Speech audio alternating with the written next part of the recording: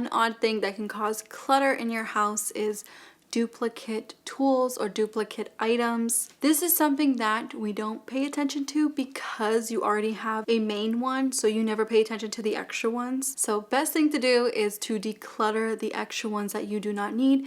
Pass them along to friends and family that can get better use out of it instead of those tools sitting in your toolbox, or instead of the other random items that have duplicates sitting around your house, taking up space and collecting dust. Number 2 is unmatched Tupperware. I feel like we have all been there where you have 4 Tupperware little containers and you have 7 different covers and none of those covers fit those 4 containers. So again, it's best to either donate those, purchase organizers that actually have covers and they all match. That way you're not owning Tupperware for no reason. So if you do not have covers, or if the covers do not have a base to cover, what is the purpose of having those items? So it's best to either recycle those, donate to someone that has the covers for those bottom parts, or has the bottom parts for those covers, and get yourself a new set. You don't have to spend a ton of money, just get yourself a new set that matches and serves a purpose in your kitchen. Number 3 is broken items. I mean, there's no reason to have broken things in your house unless your priority is to fix those broken things. Then do so, get them fixed right away. But if you are holding on to broken items in your house, this is the year to get rid of them. There's no need to keep broken things because they're useless. If they're broken, you can't use them. So either fix them or get rid of them. Number 4 is impulse purchases. I am guilty to the core with this one. And I have done some decluttering over the years, even as a minimalist, due to impulse purchases, thinking that this skincare would work for me because it worked for her, thinking that this outfit would look good on me because it looked good on that person. We all go through impulse buys every now and then, and the best thing to do with those impulse purchases is to either sell them, try to get some money back, gift them to someone that will use it, or disregard them if it's a pointless item, or if it's broken, or if it's ripped, then just get rid of it. Number 5 is unused gadgets. So whatever in your house that you are not using or haven't used in years, there's really no point for you to keep that item in your house. It's taking up space, it's collecting dust. Why not give those items to people that could use them or benefit more from them, instead of them sitting in your house? You guys can kind of see our routine here. If you have a pair of unused shoes, you don't really like them, you don't like the color, you don't like the fit, donate them. Donate them to a friend or family, or resell them. If you have certain gadgets in your garage that you haven't used in years, such as an old lawnmower, an old car, it is time to let go of the unused gadgets.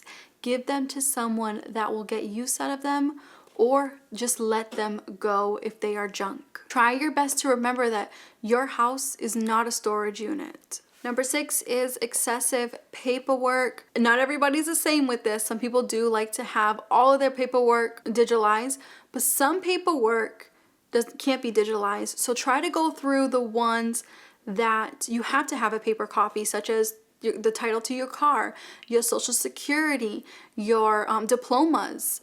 Those things you cannot throw away. You have to have a paper copy, unfortunately. The government and stuff like that is not quite updated with having everything digitalized. So when it comes to excessive paperwork, go through all the paperwork you have in your house. It might take days, it might take weeks, it might take a year. The best thing you can do is to start now. That way you can thank yourself in the future for going through all of the paperwork that you do not need. And again, whatever you do not need, try to shred it if it's important documents. And if it's not important, then put it in the recycle bin. I will have a video coming soon on how I organize my paperwork. I do still have paperwork, believe it or not. There's some paperwork that I keep for personal reasons and also professional reasons. So stay tuned for that video coming soon. Number 7 is someday items, in quotations, someday. I have met quite a few people that tell me, well, someday I'll use that. Someday I will definitely get to that. And those are the items that you never get to and you never use, and they just sit there forever. So Someday is today. Today is the day to get rid of those someday items. Number 8 is forgotten hobbies. So, for example, this is something that I need to do this year. We do have a little storage closet situation on the balcony of this apartment, and I need to go through that closet and get rid of any old potting mix, little shovels, things like that. My biggest hobby when I lived alone in my 20s was plants. And as you guys can see now, I do not have plants in this house because I have a kitty. So most of the plants that I had, well, I want to say like 98% of the plants that I had were toxic to pets. So I gave up my plants to adopt a rescue cat. Again, it's my life, and I chose to not have that hobby anymore, and I chose to have a kitty.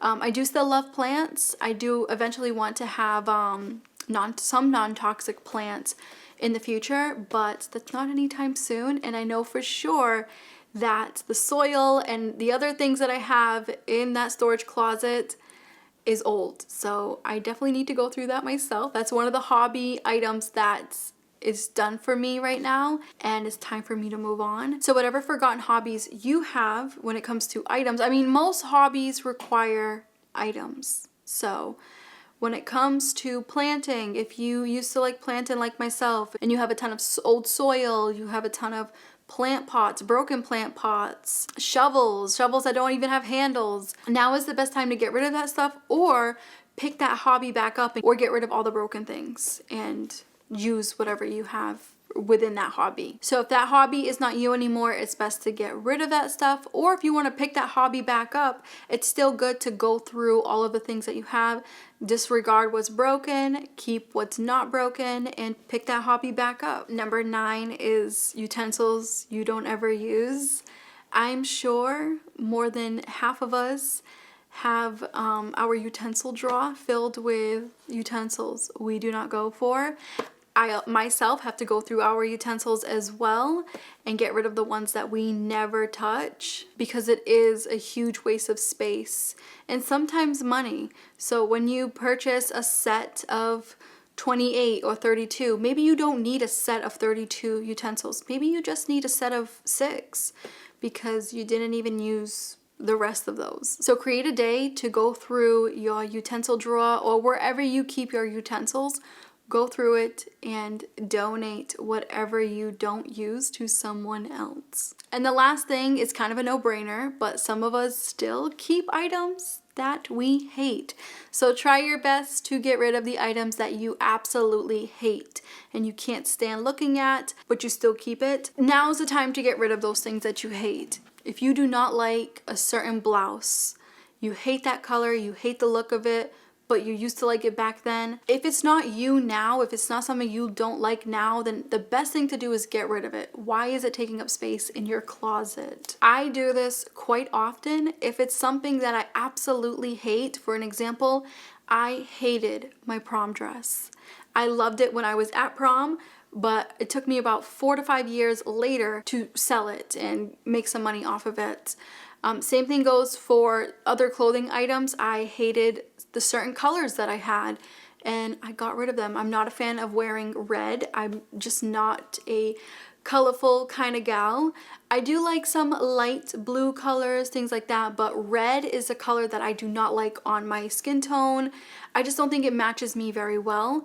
And I used to have a lot of red tops, red pants. I know most of you guys only know me with wearing like neutral tones, but I used to wear a lot of colors back then, even colorful earrings.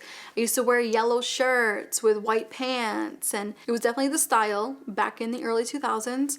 And you live and you learn. So I have learned throughout the years that I despise the color red on me. So I personally do not own anything red because I hate it.